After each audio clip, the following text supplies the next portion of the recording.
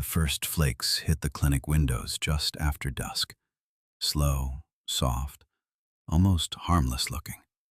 By the time I noticed them beginning to stick, the parking lot had already turned the dull gray color that meant the temperature was dropping faster than forecast. Mountain weather didn't ease its way in.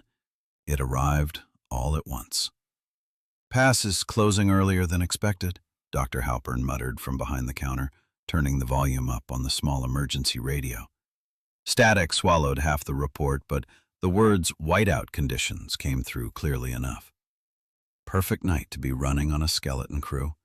Just the three of us, me at reception, Carla covering triage, and Halpern pulling double duty as the only physician within 40 miles. The day staff had cleared out an hour earlier to beat the storm down the mountain. Carla leaned over the desk. "Think anyone's actually coming out in this?" The front door answered her. It opened slowly, dragging against the wind, and a man stepped inside, trailing a swirl of powdery snow across the tile. At first glance, he looked exactly like what we expected on a night like this. Mid-50s maybe, bundled in a heavy canvas coat crusted white around the shoulders. But something about the way he moved caught my attention immediately. He wasn't shivering, not even a little. His boots left wet prints as he approached the counter, movements stiff but unhurried, like the cold had settled deep into his joints. "Please," he said quietly, "I just need to get warm." When I took his hand to guide him toward triage, the cold shocked me. Not the surface chill of someone who'd been outside too long. It was deeper than that. Solid, as if the heat had left him hours ago. Carla got him onto a bed within seconds, scissors already cutting through the frozen stiffness of his sleeve. "Sir, can you hear me? How long were you outside?" "A while," he answered calmly. Too calmly. Most hypothermia patients came in confused, slurring, sometimes combative. This man spoke with slow clarity, his eyes tracking Carla with polite attention, like this was a routine appointment. I handed her the thermometer. She frowned when it beeped. 82, she said under her breath. Dr. Halpern looked up sharply. "That can't be right." She tried again. Same number. Severe hypothermia should have brought violent shivering, unstable pulse, something. But the man simply lay there, hands folded loosely over his stomach. "Let's start warm fluids," Halpern ordered. Blankets went on, heat packs under the arms and along the groin, standard protocol. Nothing changed. No tremor, no groan of returning sensation. Even his skin felt wrong. Not damp like melting frost, but dry, preserved. Before I could dwell on it, the front door groaned open again, then again. Within 20 minutes, 4 more patients shuffled into the waiting room, each dusted with snow that refused to melt beneath the fluorescent lights. A teenage boy wearing a wool hunting jacket, an older woman wrapped in a long, outdated parka, a man with frost gathered thick in his beard, another woman clutching her hands together so tightly her knuckles looked gray.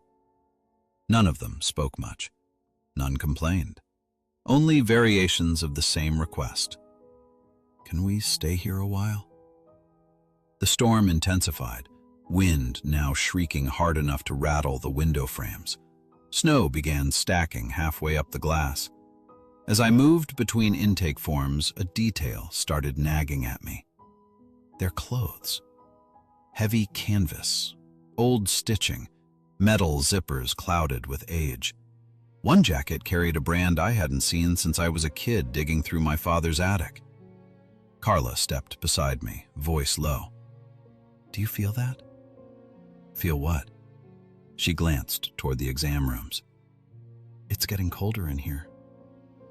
At that moment, the first patient lifted his head slightly and looked straight at me. Relief softened his expression. "Thank you," he said, "for staying open this time." By 9 o'clock, the waiting room should have felt crowded. Instead, it felt muffled. Sound didn't carry the way it normally did. Footsteps dulled, voices seemed absorbed by the air itself. Even the constant hum of the fluorescent lights sounded distant, like I was hearing it through layers of insulation. Carla checked the thermostat twice. 72.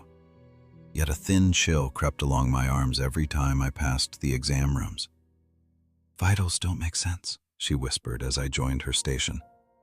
"None of them are generating body heat. It's like trying to warm mannequins." Dr. Halpern swapped thermometers, then grabbed a third from storage. Every reading landed in the low 80s. Impossible numbers. "Equipment failure," he muttered, though he didn't sound convinced anymore. In room 2, the teenage boy sat upright on the bed while heated saline flowed steadily into his arm. His lips were blue, fingertips waxy. Classic frostbite. But he watched the IV bag with mild curiosity, not pain. "Does that mean we made it?" he asked me as I adjusted the clamp. "Made it where?" "Out of the storm?" "You're safe here," I said automatically. He nodded once, satisfied. When I pulled the blanket higher, his sleeve slid back. The fabric was stiff with age, real wool, thick and hand-stitched at the cuff. A small leather patch near the wrist caught my eye. North Ridge Outfitters. The name tugged at something buried in memory. I pictured the clinic hallway, the framed historical photos lining the wall near the records room. One showed a search party from decades ago. Several men wore coats exactly like this one. A sharp beep snapped me back. Carla stood in the doorway holding the portable pulse reader. "Try this," she said. I clipped it onto the boy's finger. No reading. She pressed it tighter. Still nothing. Dr. Halpern entered, jaw tight now. He checked manually, fingers searching the boy's wrist longer than necessary. "I can't get a pulse." The boy tilted his head slightly. "Is that bad?" Before anyone answered, the emergency radio crackled to life behind us, volume surging through a burst of static. "Historic conditions, worst storm since," the transmission warbled, "since the March blizzard, 1994. The boy smiled faintly. "That sounds right," he said. By the time we realized we weren't treating patients anymore, the clinic no longer felt like a place that belonged to the present. The rooms were cold enough now that our breath fogged faintly in the air. Frost feathered along the edges of the windows from the inside out, delicate and deliberate, like it was being drawn there. The patients noticed before we did. Several of them sat up at once, eyes turning toward the front door as the wind howled louder outside. "It's getting close again," the older woman murmured. Carla swallowed. "Close to what?" "The part where we get tired," the teenage boy said gently. Dr. Halpern stood rigid near the nurse's station, his face drained of color. One of the men had spoken his name earlier, not guessed it, recognized it. "You were here," the man said, voice steady. "Last time." Halpern didn't answer at first. His gaze drifted to the far wall, to a spot only he seemed to see. "The storm came faster than expected," he said finally. "Roads closed. Power went out. We were told to shelter in place." "But you didn't," the woman said. The truth settled into the room like fresh snow. 30 years ago, the clinic had closed early. The lights had gone dark, the doors had been locked. The people on the mountain never made it inside. The patients weren't angry. That was the worst part. They thanked us when we adjusted blankets that no longer warmed them. They spoke softly, like guests afraid of overstaying. "We always find the light," one of them said, "but it's never on." The teenage boy met my eyes. "This is the first time it was." The generator began to fail just after midnight. Not all at once, just enough to be noticed. The lights dimmed, surged, then settled into a weaker glow that cast long shadows across the linoleum. The hum beneath the building deepened, strained. Carla rubbed her arms. Why is it getting colder? Ice had begun to form along the metal rails of the beds. IV lines stiffened, droplets inside freezing mid-flow. Every breath felt heavier, sharper, like the air itself was being pulled away. The patients were changing. Not physically. They were already as ruined as the cold could make them. But in presence. Their edges softened. Frost no longer clung to them so much as passed through them, gathering on the floor beneath their feet instead. One by one, monitors flatlined without ever having shown a living rhythm. No alarms sounded. The teenage boy stood from the bed without effort, blanket slipping through his hands as if it weighed nothing. I think this is as far as you can take us, he said. Carla shook her head. No, we can. You already did, the older woman replied kindly. Dr. Halpern stepped forward, voice breaking. I'm sorry. They looked at him with something close to relief. As the generator coughed again, the patients began to fade. Not vanishing, but thinning, like figures seen through blowing snow. Each left behind a faint imprint on the floor, frost rings, damp footprints that led nowhere. The last thing the boy asked me was quiet, almost shy. Will you remember us when it snows again? Then the lights went out, and the storm outside stopped screaming. Silence woke me. Not the peaceful kind. The unnatural absence of everything. No wind, no rattling glass, no groaning roof. Just pale morning light spilling across the waiting room floor.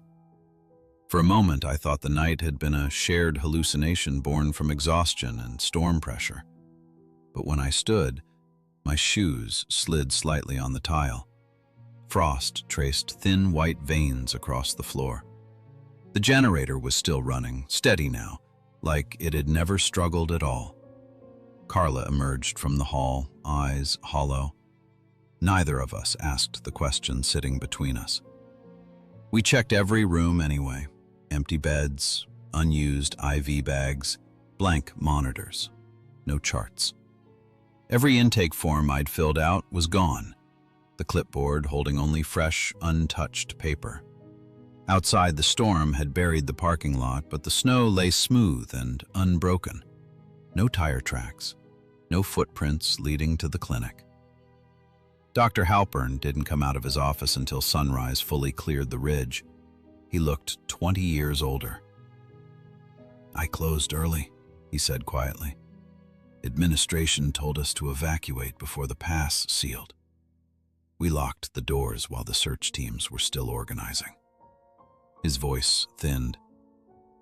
They found most of them by spring. Most.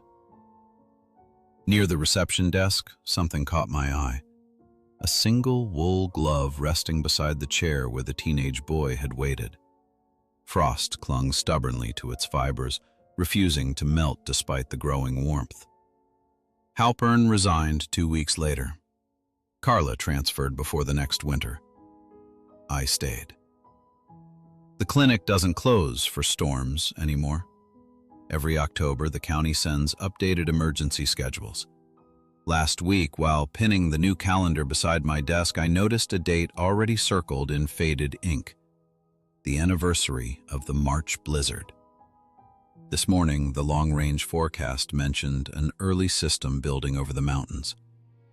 They say it could be the worst storm we've seen in 30 years. So tonight, I'll leave the lights on. If you made it this far, you already know the question. What would you have done that night? Would you have opened the doors, even knowing some storms don't bring the living with them? Or would you have locked up and listened to the knocking fade into the wind? If this story gave you chills, make sure to like the video. It helps more people find the channel. And if you enjoy slow burn horror set in remote places where help doesn't always come, Subscribe to Campfire Horror Stories and turn on notifications so you don't miss the next upload. I upload new nightmares regularly. Now tell me in the comments, if someone knocked on your door during a blizzard, would you let them in? Stay safe out there. And remember, when the snow starts falling in the mountains, leave the lights on.